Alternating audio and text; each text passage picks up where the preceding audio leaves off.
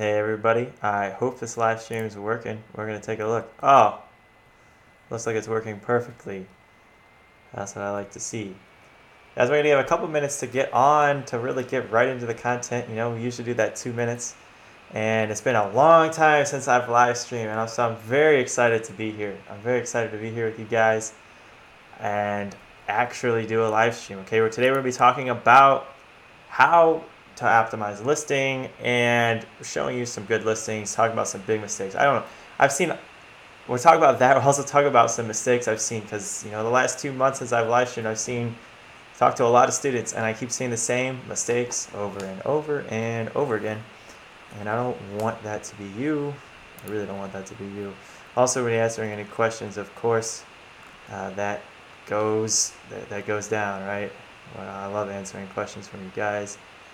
That's part of the game. So let's go ahead and talk a little bit about what I've been seeing recently. Okay, biggest mistake I've been seeing a lot is multiple people have messaged me trying to sell restricted products, and they don't realize they're restricted, and they continue to tell me that they're not restricted until I actually have to show them straight up that these products are restricted. Okay, and you guys don't check the restricted product section often enough. I've seen multiple people try and source these ultrasonic pest repellents. Those are 1000% not. They need to be, anything pest repellent needs to be certified by the EPA, and you sure as hell not getting any EPA registrations. Along with that, I've seen some people trying to source spy cameras, right? You're trying to do anything on Amazon that's like, you're trying to spy on people.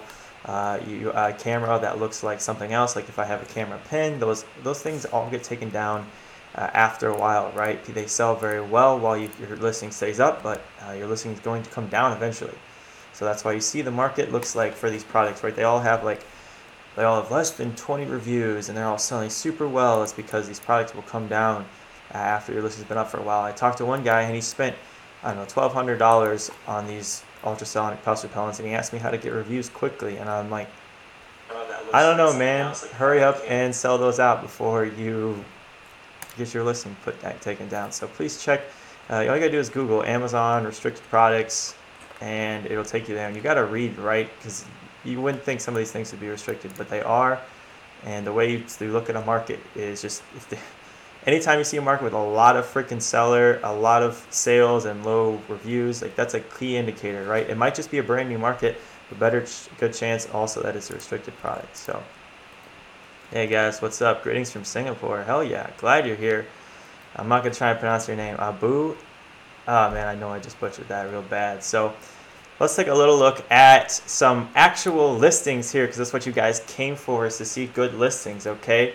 And a lot of people talk about writing a good title and stuff, and what's never played up enough seems to be the pictures, okay? And it's not just having pictures, it's having pictures that tell a story, okay? You guys, I know a lot of you shop on Amazon yourself, and I just see it over and over again. You use pictures to actually do the shopping, okay?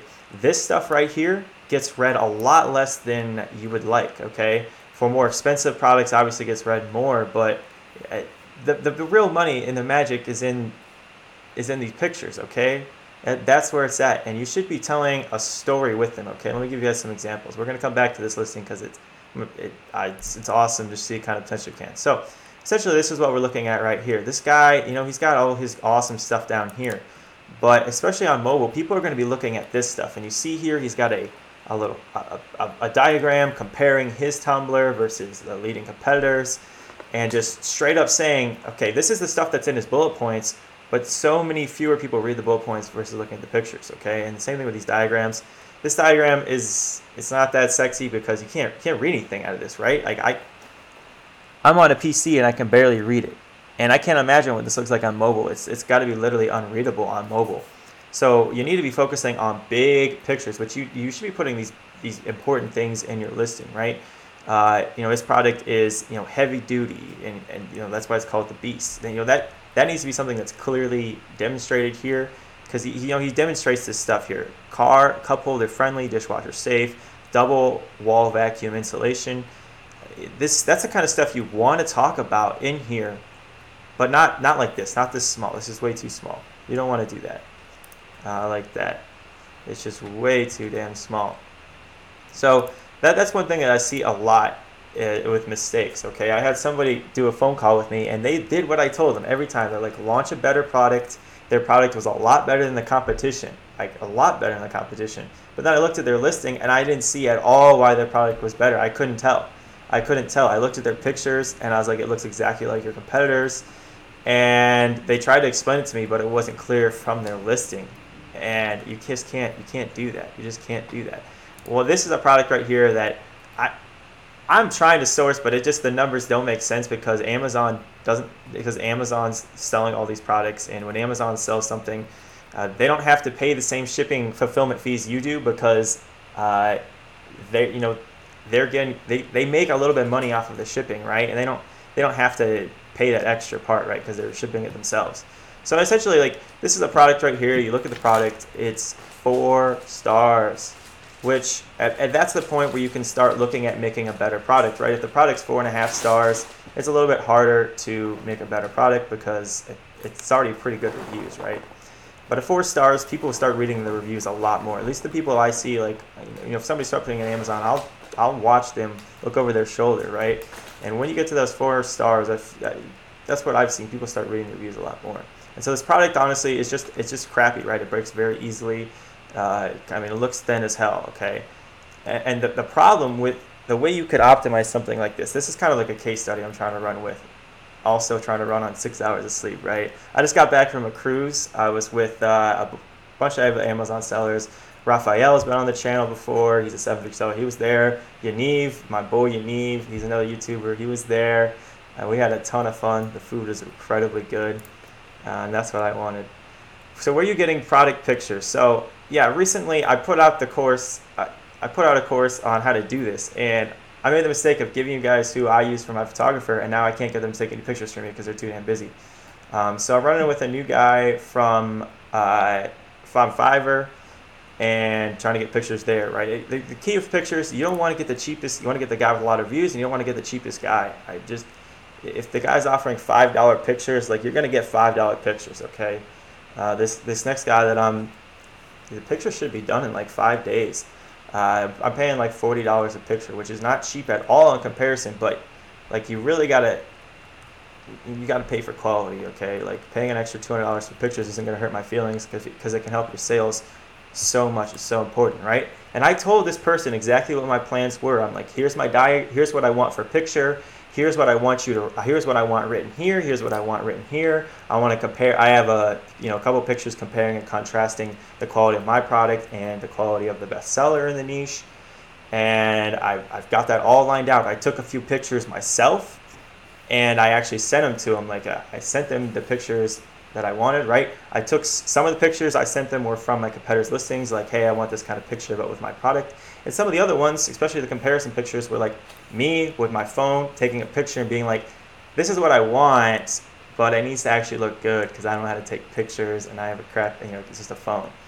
So if you really want to get the high quality pictures, you need to give your photographer, lay it out as much as possible what you want. That is just so important, okay, obviously. Yo, man. Hey, thanks, man. You bought my $1 course. Great info. Thanks, Armand. It's actually $97 now, but I'm glad you got it at $1, and thanks for the compliment. Who else we got here? Another. Hey, man, love watching you. Thanks, dude. I love that. So let's go back to this. So here's the case study, right? The product I was trying to get into, I just can't make the numbers work. I can't. You just lose money because it's shipping so much money, and Amazon doesn't have to follow by those rules. So my plan was to find a product here and make it a lot heavier duty, okay? And the strategy obviously was heavier duty product, but I need to demonstrate that to the world. So my plan was to have a picture of somebody standing, and I've seen these on Alibaba, somebody standing on top of one of the containers, okay? And that's going to be either picture 1 or picture 2. Somebody standing on top of the containers.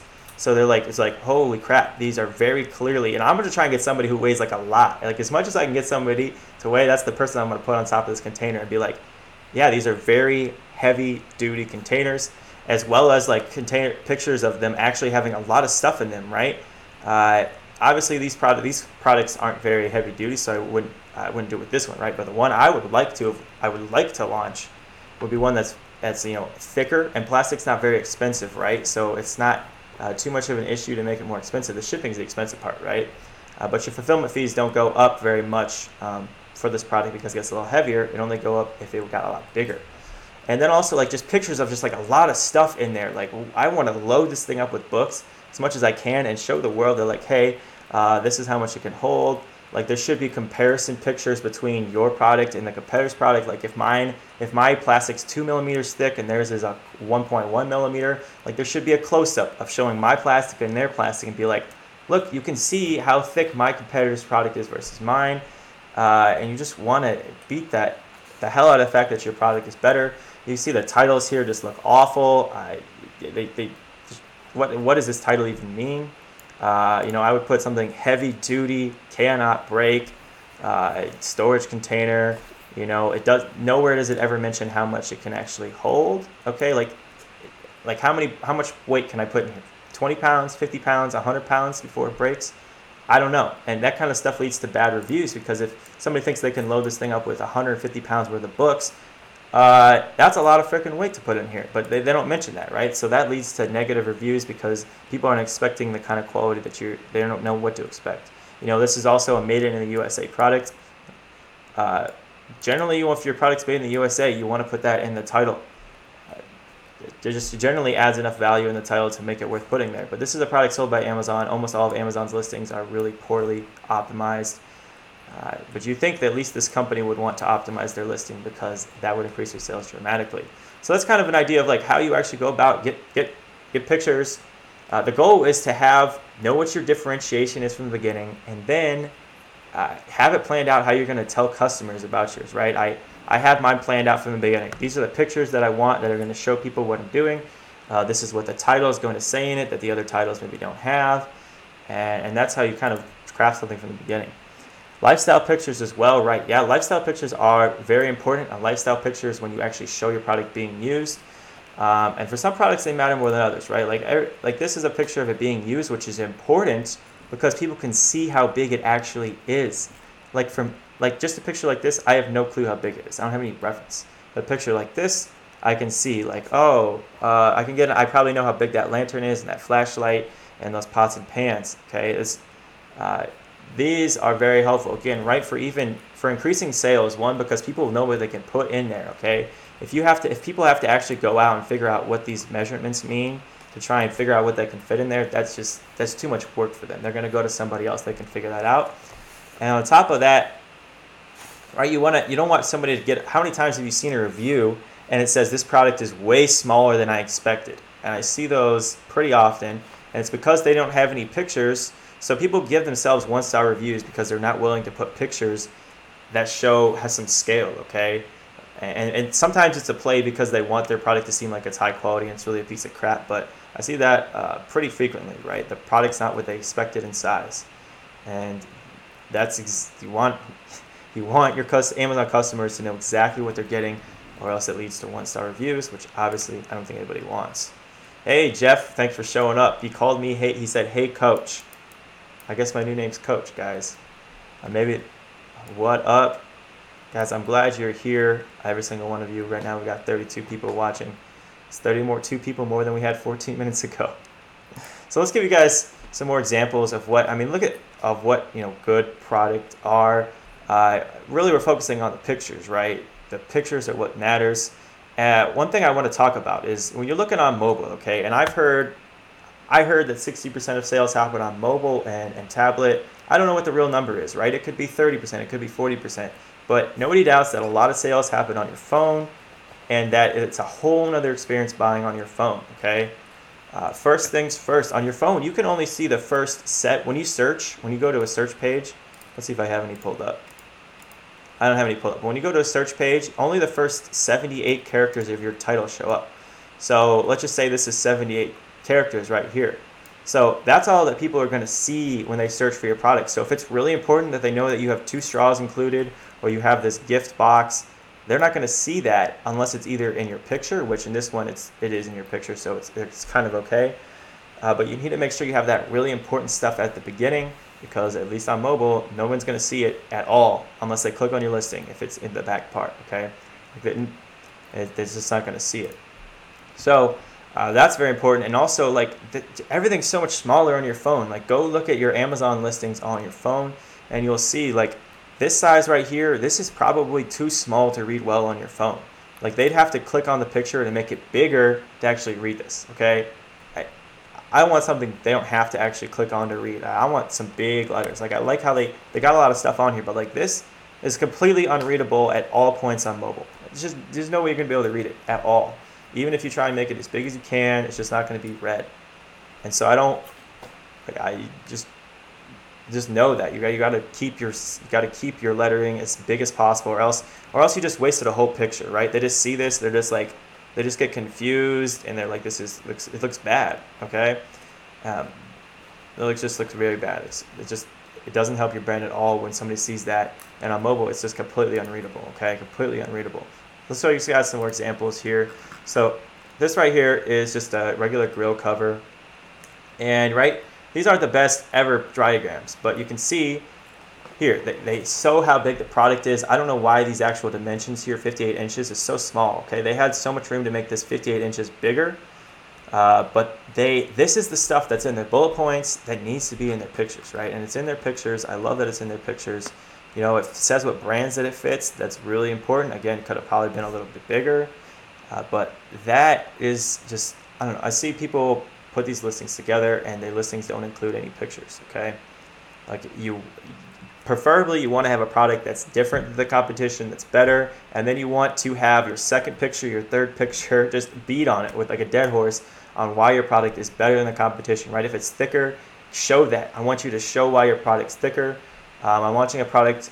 Well, we're working on sourcing the product right now. I just hired a guy and we're working on sourcing on it. But the product right now is super flimsy. We're going to make it thicker, but that you better believe that's going to be our picture number 2, us showing like, hey, here's the competitor's product, here's ours. It's like 30% thicker, because people read the reviews for your other competitors' products, and they know that this product isn't thick enough. Okay, if they've ever read any 1-star reviews for that product, they would know.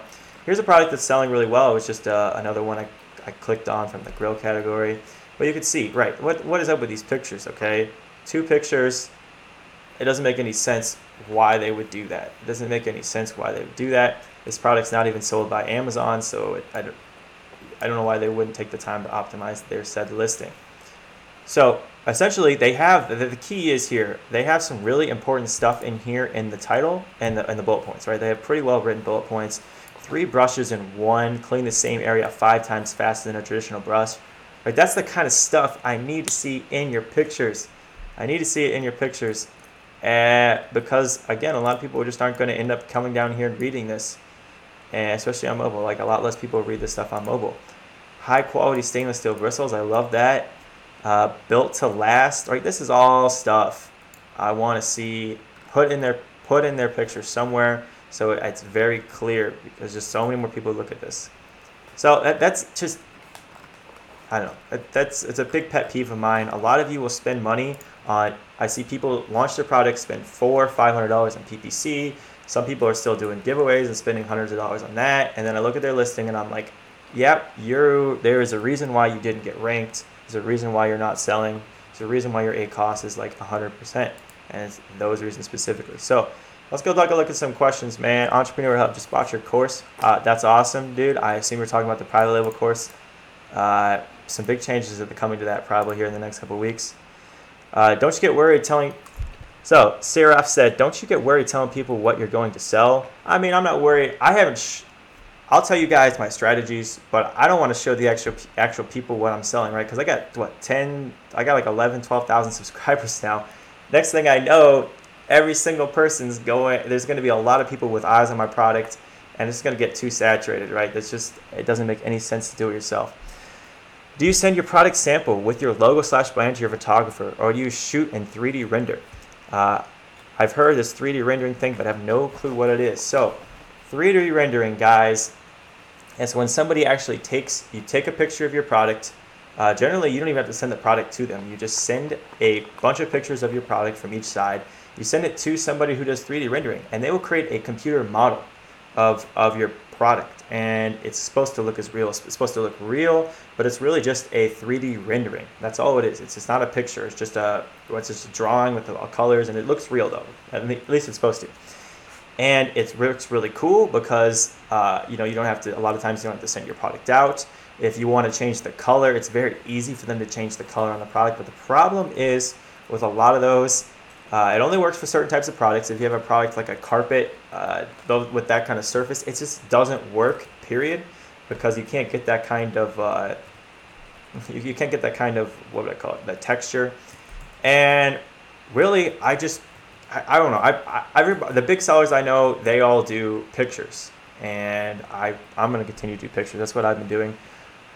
Are you using a software on the Amazon site that gives you rank, sale price, and net?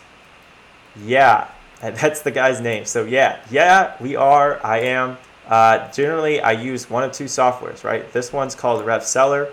It just loads it right into the page. It's really nice. That one's $100 a year, and it helps me. The nicest thing is it shows me the sales rank, and I've been doing this long enough. I know what sales ranks mean. I can probably guess what the sales are. But there's a free extension called the AMZ Scout FBA Calculator, and this will give you the same thing, right? Estimate it for any individual listing. This one's free. Estimated monthly sales are right here. You can put in, it also tells you how much you get after fees. So I'm going to get $15.60 after fees for this product to pay for my product cost, my product shipping. And that's another way to also do that. And I could also just put in, right, the numbers here. Product cost, if it cost me $5, shipping cost cost me $2. And next thing I know, I can see if it would update here. For some reason it doesn't want to update. Was it $5? Yes, it already did, guys. I'm just spacing out here. So see, now I can see that I'm making $8.61 if these are my product costs and shipping costs. So that's how I do it. That's generally how I do it, right? And the key is to go on Alibaba and actually look and see how much this product you can buy it for. A lot of you book calls with me and you don't even know what your product's going to cost, and it's very simple. Jay, how long have I been streaming for? It says 22 minutes exactly up here. Now it's 22 minutes and 4 seconds. So if a product is selling a lot in a specific color, but there are a lot of sellers saying the same color, should I sell the same color too? Now this comes up so much, Mo. What do you do when everyone's selling the same color and you're like, maybe another color would sell better? Generally what I want to do is I want to do two things. One, I want to find products that are very similar and see how they're selling, okay? So if I'm trying to sell a product, if I'm trying to sell a mouse for a computer and it's everybody's selling it in black, well, I'm going to go over to keyboards and see, okay, do red keyboards sell? Do blue keyboards sell? Right? It's a very similar product, same market. What sells in keyboards, okay? And if another color is selling very well in that, there's a good chance that it's going to sell well in the computer mice. Another thing that you want to do is just ask people in your niche, okay? Right? If you're in the computer niche, go on Amazon, on Facebook, and go into the computer niche. Start asking people, right? Go, you know some people who are nerdy as hell. Go ask them, okay? And just get feedback from people, okay? Those are the best ways to do it. Do I use Facebook or Instagram ads for along with my PPC? So Facebook ads and Instagram ads are obviously really powerful if you know what you're doing. I am launching a new product here. It's supposed to go live. Oh, I gotta check. It's shipping C, right? And it takes forever. It's supposed to go live in like a week or two. And so I have my product in my videographer's hands, and we're gonna be running a Facebook ads to test out for the product. So I'll have actual live examples to show you guys here in probably 3 or 4 weeks. But essentially, this is what we're doing. Okay, I'm taking my product, which it's in the home improvement category, can help people save money, and so I'm going to create a video for that. We're going to create a video for it. It's a product. When I tell people my product, they're like, "Oh wow, that's really cool. I actually kind of need those, but I just didn't even know they existed." So that's why I think there's some potential to run Facebook ads. So we're going to create that video. We're going to try just seeing if we can get any organic reach. I'm going to reach out to some people who have those Facebook pages who just post product after product after product, and they get like 50 to a couple million views. So we're going to try posting, see if I can pay a guy to post on his actual Facebook page, one that's already established. And if that only goes mediocre, then we're going to try running Facebook ads.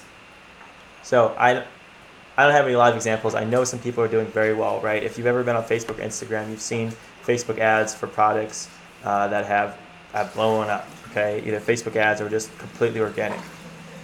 How do you know what to put in for shipping? Great, that's a really good question. Yeah, let's go ahead and answer that. So what you're gonna do is you wanna go over to Freightos. And again, this is just a site where you can actually, let's log me in. So Freightos, this is a place where you're gonna get bids from like 50, 60 different people, freight forwarders. They ship to Amazon a lot, right? So much that they have a little button up here that said click shipping to Amazon, FBA. And then you're gonna wanna get an idea of what your product size is, okay? And that's gonna take, you're gonna have to do some math. You're gonna have to ask your supplier, like you're gonna do some math, or you're gonna have to ask your supplier. Like you've gotta come up with this stuff yourself.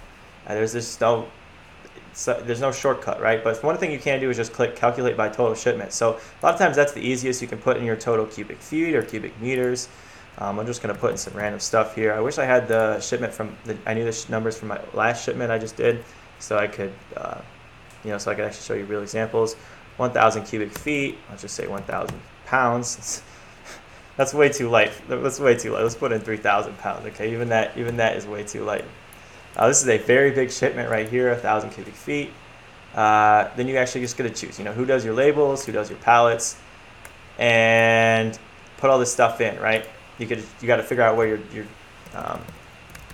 you're shipping from in China, goods ready date. Just put anything in here, and then you're going to want to select your warehouse. So generally, what I do is when I create my shipping plan on Amazon, I tell Amazon that my product is shipping from somewhere in California.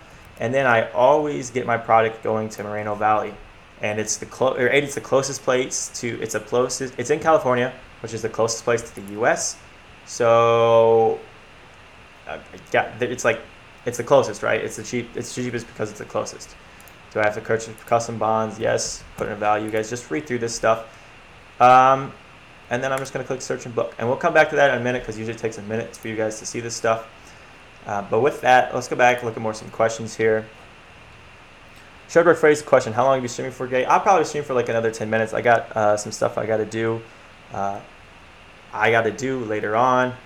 So probably just like another 10 more minutes. So, tuning in from Philippe. Philippe says he's tuning in from Las Vegas. Dude, awesome. Love it, man. How do I get a private phone call, Vicky? Okay, so if you go down into the description of this video or any of them for like the last 30 videos, there's a little thing that says schedule a call with me right now. It's like the last link. You should probably see it right now. And that's it, right? You just schedule a call with me. Right now, guys, it is $100 an hour, $50 for 30 minutes.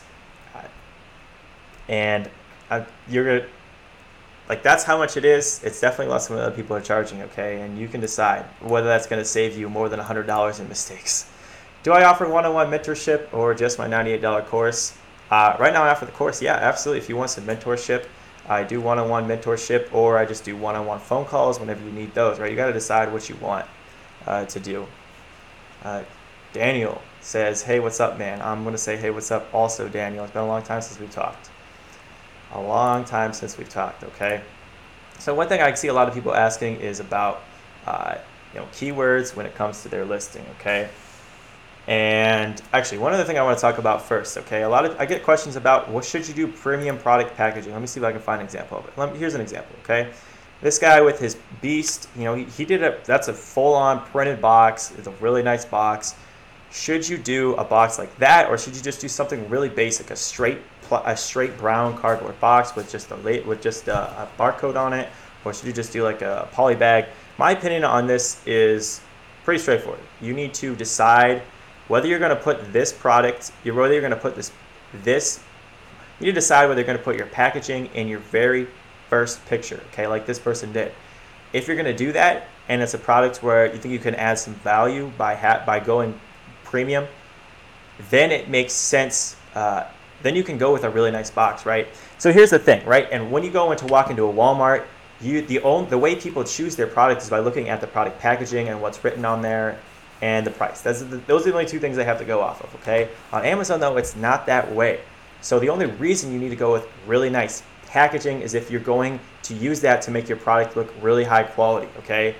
And when people get the product in their hands, it helps them a little bit to have nice packaging. But what matters most is if you're going to put it in this first picture, right? So if you're going with a higher premium quality product and you're going to put you really need to decide if you're going to put your product packaging in this first picture, then you can go with a really nice box. But if not, you should just go with a really basic, standard, cheap packaging, just enough to keep your product protected. But make sure you have a nice insert, okay? I definitely recommend having a very nice insert. It can help you mitigate 1-star reviews for sure and get some more 5 stars. So that's my take on product packaging. Let's see, let's go back to this Freightos thing here first. So you can see here, now we can actually take a look at 95 results on how we can search the product. We can see how many Freightos shipments each freight forwarder has done. We can see how many reviews they have. So you have a lot to work with here.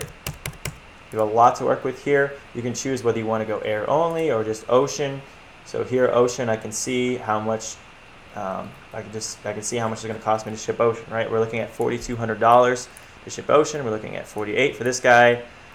So that's the best way to to understand how much it's going to cost you to ship a product. Right, it takes time because you have to run the numbers, but you need to do the math and figure it out. There's no easy way. There's no like, oh, product costs $5. You just take 50% of the product cost and that's shipping cost. That does not work. It's not going to be effective. Okay, you need to actually go in and figure out how you want to do things. And right, you can even take a look at your air cost too. Right, let's take a look at our cheapest air. Cheapest air is $18,000. Right, because this is a very big shipment, 1,000 cubic meters. So I sure as hell wouldn't want to go air in this product, right? Generally, you only want to go air if your product's very small or your shipment is very small. This is neither. This is neither one of those. So that's exactly how I use. I just used it today to estimate shipping on products. Just today I used this, and you're using door to door. So it's going to get it from your manufacturer's door all the way to your Amazon warehouse. Okay. Let's go back into some more questions, right? Let's see, what else we got here? Have you tried Amaze Owl? No, I haven't tried Amaze Owl. I don't know, I've heard a lot of things about it. I haven't heard a lot of things about Amaze Owl, right? It's supposed to be the cheaper version, but they have their free version, which is really limited, and then they have their paid version. I've been using Viral Launch. I'm just using it today, and I really like some of the things. Okay, the number one thing I really like about Viral Launch, let's go take a look at this. And we're going to see it very clearly here. If I go into Viral Launch, and I come in here to the extension, I can actually see the seasonality of this product really, really quickly, okay? This is something that I haven't seen on any other extension, okay? It's on the Jungle Scout, it's on the AMZ Scout, right? I can see, this is the seasonality, right? It takes the products from the first page, it does a little bit of math, it figures out, okay, when does this product sell the best? Best selling time, April, okay? And we can see right here, like here's the month of April, right? It's higher than normal. And then we can see, right, end of summer, sales go down for grill. In the middle of the winter, they're not selling very well either for grill mats, okay? So this is what makes it easiest for me, okay? Because a lot of products have some seasonality to it, and I want to know that, right? Another thing that really matters to me, average price over the last 90 days. So this product price has gone down 18% in the last 3 months. That's a lot. That means the price has gone down a lot, okay? And just quickly, I can see that here in the screen too. Just like this, that's a good sign. I don't want to be in this niche, right? Why is the price going down so much? It's probably because of a lot of competition, and I don't want to market with a lot of competition where the prices just keep coming down. Okay, that's the biggest reasons that I like most about Viral Launch.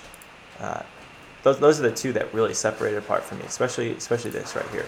Just boom, I know where the seasonality is, because a lot of times, right? Like if I'm looking to source this product, and it's like November here.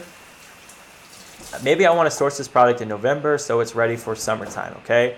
Well, I can kind of see that sales are probably, let's see, average sales here, maybe like 2,500, average sales here, maybe like 5,000, 6,000. So sales are probably 2x.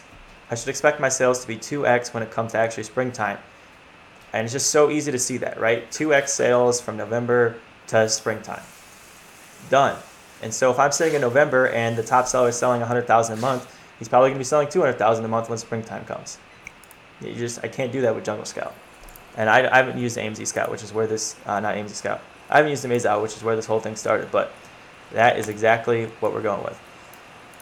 How do you get your product sold as an Amazon Prime product? I have a friend saying that he only buys Prime products because of free shipping. Yeah. So Prime products, the way you get your product to be Prime is you just send it into Amazon's warehouses, okay? They will do all of the shipping for you. But because they have control over the shipping, because it's in their warehouses, they can make it a Prime. They'll make it a Prime product for you. That's really all you have to do. Just send the product into Amazon so they ship it themselves. So you don't have to worry about that. And you don't have to do it yourself then, right? That's the key about Amazon. Unlike eBay, where it's much harder to scale a business, you often have to get a warehouse to really scale your business. You don't have to do that on Amazon because Amazon will do all that stuff. So, are the trade wars costing you more to import from China? They haven't yet. We'll see as it plays out, as I launch more products. As soon as I can get a sourcing agent that I trust, when I'm gonna launch, I have like 3 or 4 products I want to launch in the same brand very quickly, right? I hired a guy to help me on Amazon because I spend so much time on YouTube and stuff and helping students that I just need more time to use Amazon. So anyways, in that brand, we've got 3 or 4 products we want to launch like ASAP. Okay, we've already got designs done and everything. I just need to get the product. So I will find out more, but no, they haven't really affected me yet. So average cost for launching a product, including shipping. So average all-in price, I did a video a couple back on how much it really costs to start Amazon. I say the very minimum is $2,500, okay? And that includes, you got to pay for file launch, it includes all that stuff. What do I really like to see from people, okay? If you have $5,000, that is where I feel really good about it, because when you're at that $2,500 mark, there's just a really small number of products you can launch well. There's just a really small number of products. There's really a small number of products you can, make better, get higher quality, get a thicker product. But when you get to that $5,000, that's when you really see a lot of options, right? I've launched pretty much every product for $5,000 or less. Me and Raphael are working on a product that's requiring a mold. The mold is going to cost $5,000 to $7,000, so that product will cost a lot more. But generally, if you've got that $2,500 to $5,000, right? It's where you really need to be. The higher you are, the more options you have. There's just for sure the more options you have. Have I sold any Christmas products? And so, what are my results? No, I have not sold any Christmas products. It depends what you mean by Christmas products, right? Most products see a huge increase in sales during Christmas, anywhere from 2x to 7x. There are some markets that literally 10x during Christmas. But as far as the straight Christmas products, no, I have not sold any straight Christmas products. I'm trying to sell more products that are year-round, right? Not everything is truly year-round. Some products sell better in August, and then they don't sell very well in November. But I want products that are going to sell year-round. I feel a lot better about doing that. So, any advice for analysis paralysis and how to get started? How did I get started? Geez. Okay, analysis paralysis sucks a lot. Really, the one thing, it's going to take some product research. Take a lot of product research. The way that I actually got to the point where I was willing to write that $5,000 check is when I looked at the market, I looked at the product I had, the differentiation I had. I made the product better, and I said there is literally no way that people don't buy my product because it's a lot better than what's available. Okay, it's a lot better than what's available, and that is when I felt good. I felt good about going out and spending the $5,000. I still didn't feel good, I should say. I literally lost sleep because $5,000 was a lot of money at that point. And but that's when I actually went out and wrote the check. Okay, when I made that. Okay, so if you can find a product like that, I know it's hard to do as a first timer. Okay, that's your best bet to get over analysis paralysis. Okay. And also, talk to people in that niche. Talk to somebody who's sold on Amazon. If you can find someone who's sold on Amazon for a long time and gives you the go-ahead, that is honestly the best way, okay? That's the best way to get over analysis paralysis. How do you find low MOQ products and suppliers, says Jeff. So, Jeff, low MOQ products and suppliers. How do I answer this question? I assume you're trying to spend as little bit money as possible to launch a product, which I'm really afraid if that's the strategy we're going into Amazon with, because I'm telling you, when people try and spend that $1,000, I see most of those products fail. Almost all of those products fail when someone tries to spend $1,000. Some people get lucky, right? I know somebody who spent $1,000 and has grown her business exponentially. but I know a lot more people who's like this guy who spent $1,200 on ultrasonic pest repellent who were not selling. And so how do you find low MOQ products and suppliers? Really, you just want to get on Alibaba and start messaging people. For most products you're going to want to launch, especially as a new person, there's like a lot of suppliers. There's not like one, there's not like two, there's like 20. There's like 20 people who would do it, okay? And if nobody's willing to do a low MOQ, especially if you're willing to offer them more money, it's definitely not a product you want to be in. It's definitely not what you want to be in. Look at this.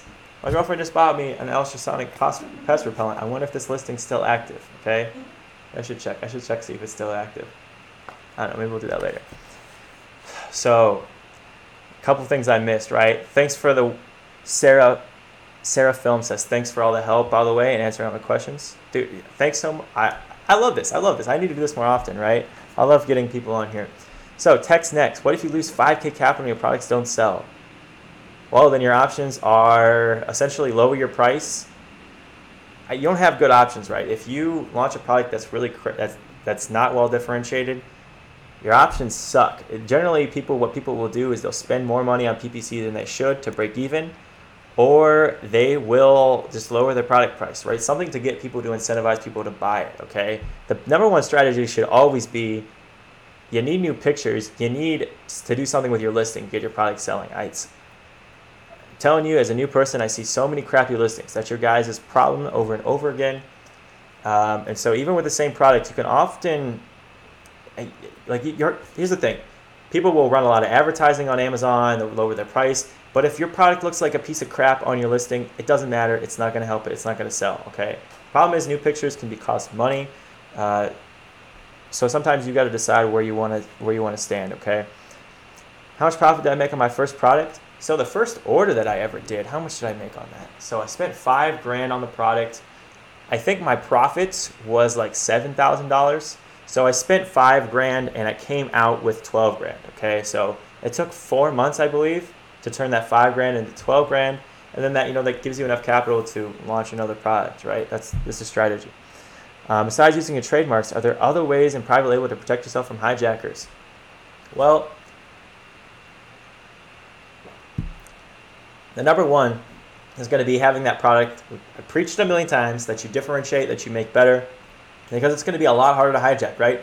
If somebody's product is 3 millimeters thick and yours is 4, and there's nobody out there, you can't just get on Alibaba and find a guy who has a 4 millimeter thick one. It's going to be a lot harder for them to hijack you, because they're going to have to pay somebody $1,000 or $2,000 to get a mold that thick.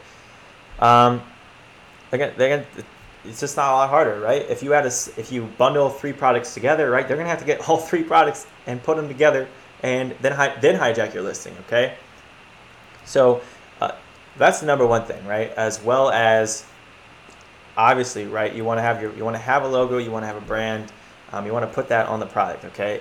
There's no guaranteed way to protect yourself from hijackers. But those are the biggest thing, right? If you make it much harder by differentiating, you're much less likely to get hijacked.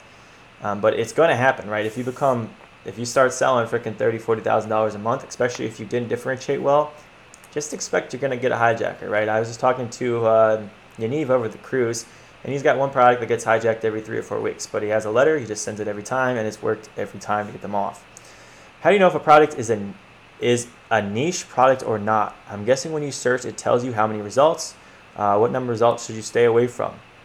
So essentially, I believe this question is asking me, how do I know if a product is saturated? And if it's too saturated, like, let's stay away from it, okay?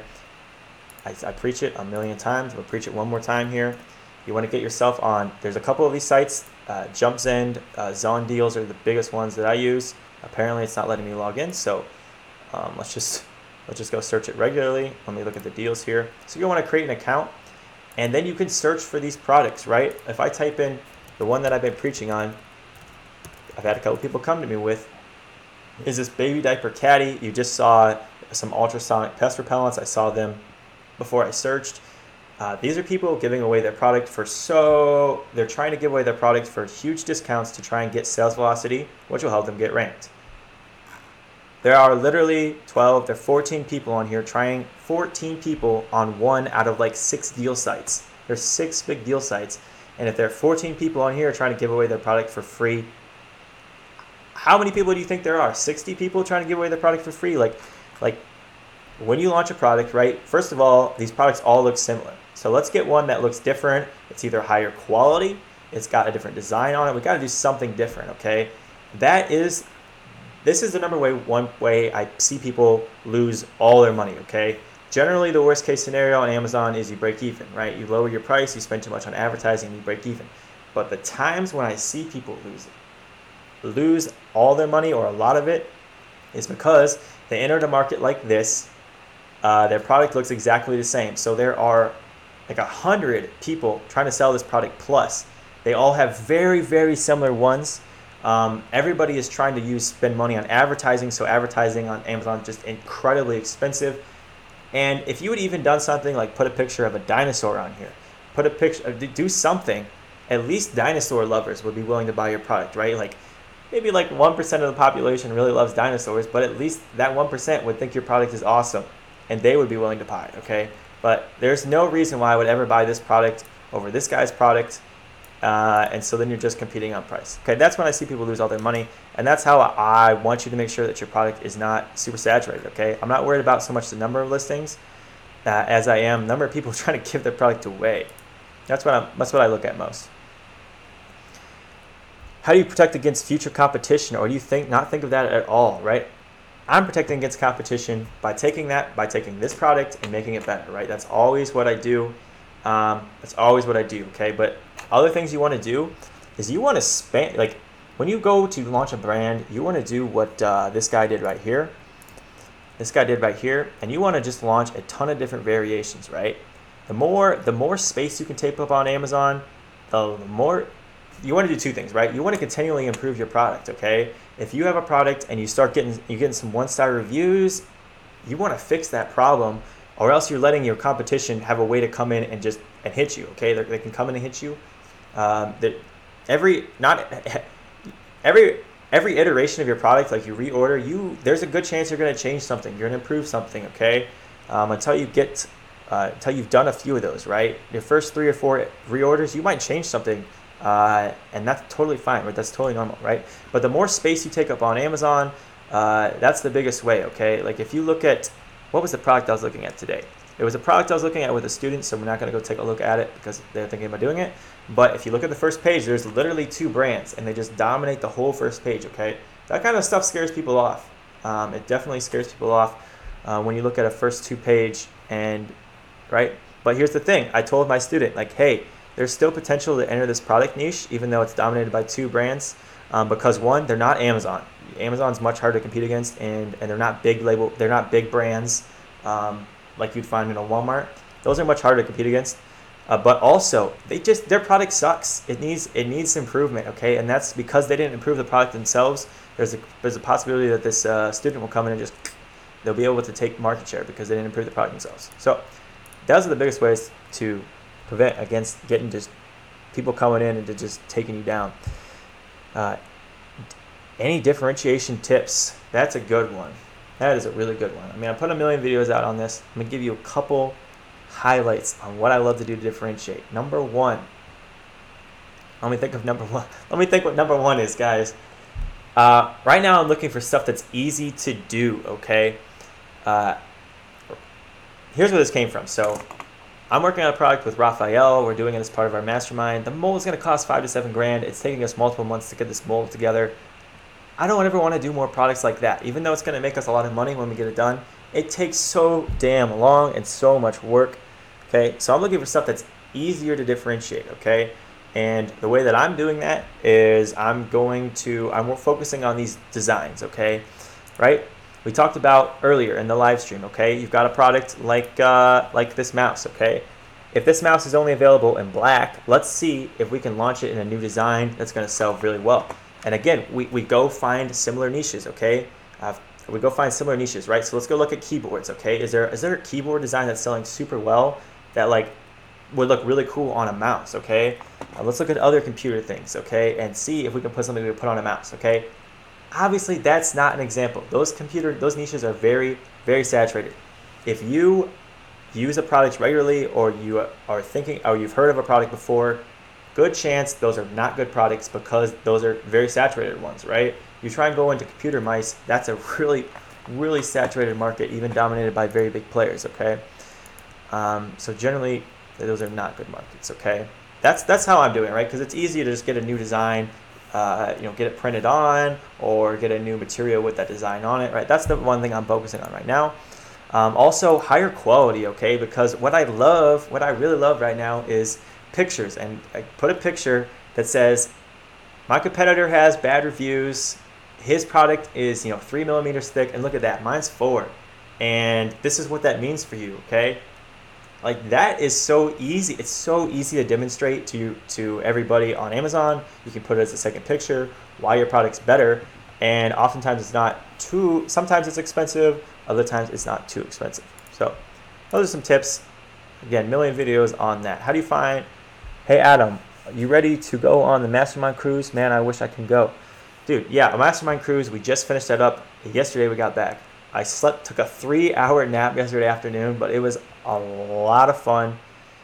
First cruise I've ever been on, and I learned so much, right? I learned so much. I don't ever get to, how often do you get to spend time with 6 and 7 figure sellers and be like, and get to go back and forth, right? And we've all got different opinions, so it's pretty cool. So how much are inventory costs affecting you holding multiple designs? Okay, we skipped the question. How do you find a good photographer? Good question. I'm trying to find one again because I gave my old one away in the course, and now I can't use them because they're too busy. So essentially, the strategy is go on Fiverr, go on Upwork, find someone with a lot of reviews, look at their work, and this is the thing about finding photographers. I'm paying this guy like $400 for pictures. There's a good chance that they're not that good. There's a good chance there's straight average pictures, okay? I don't think they're going to be crap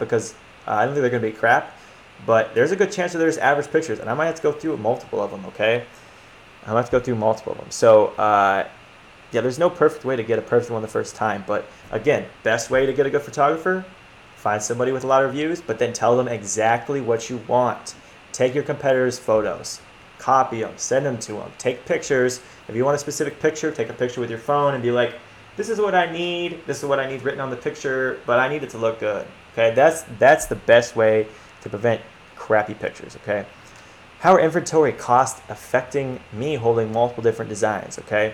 First thing I want to say about this, when you create a listing, please don't create a variation listing, okay? Right, you're launching one product, it's this product right here.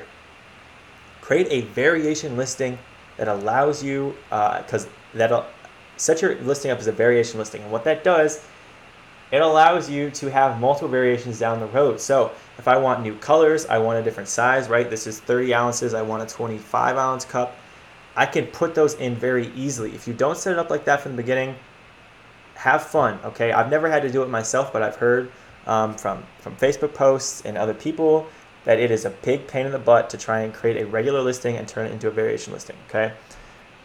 So, with that being said, is inventory cost affecting me a lot? No, inventory is not that expensive to hold, okay? Right? Honestly, it's not that expensive unless you hit that long-term storage fees, okay?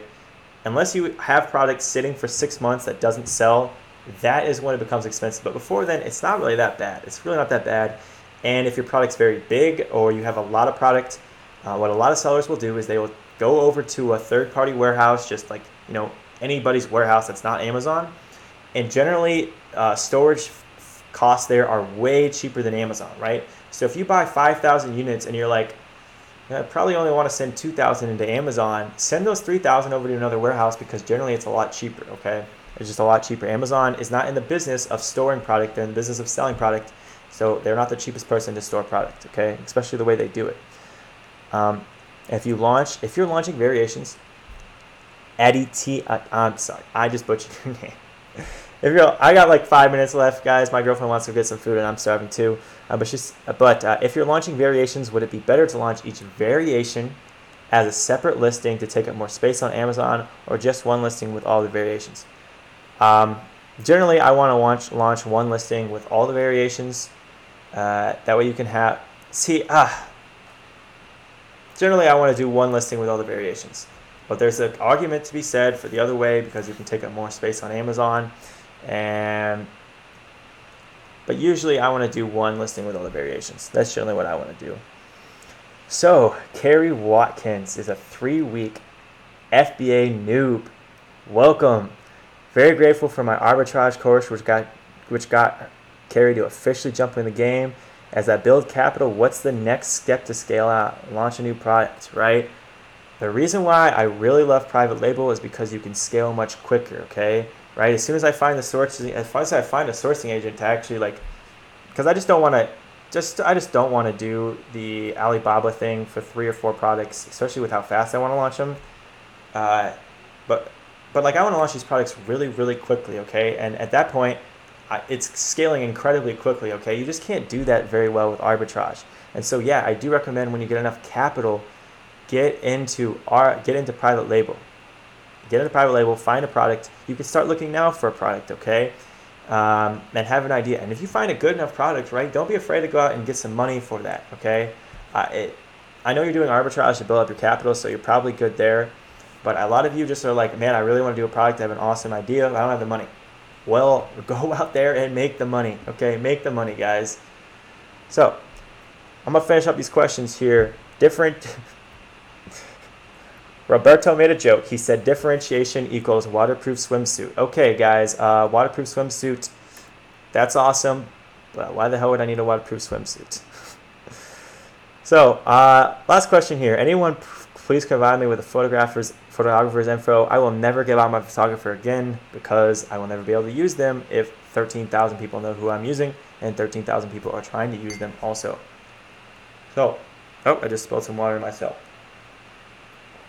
Well, look, I got a big hole in my mouth. Oh my gosh. I have more questions here. Have you considered finding a local source for your product instead of Alibaba? Here's what I've heard. Here's what my experience has been.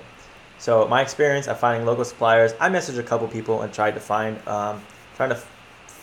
a local supplier for my first product.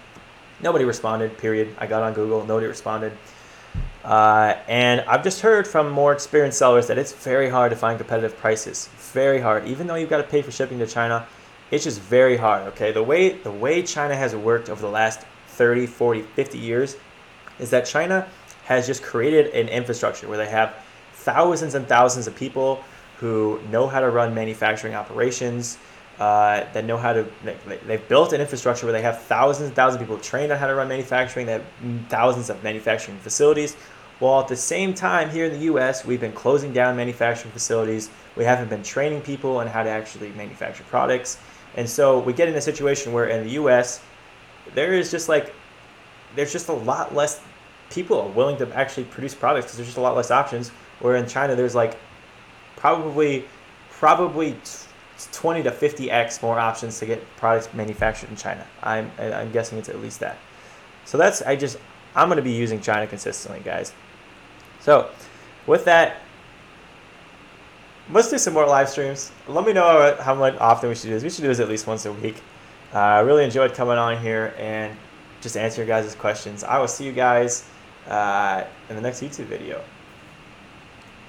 Let me figure out how to stop streaming.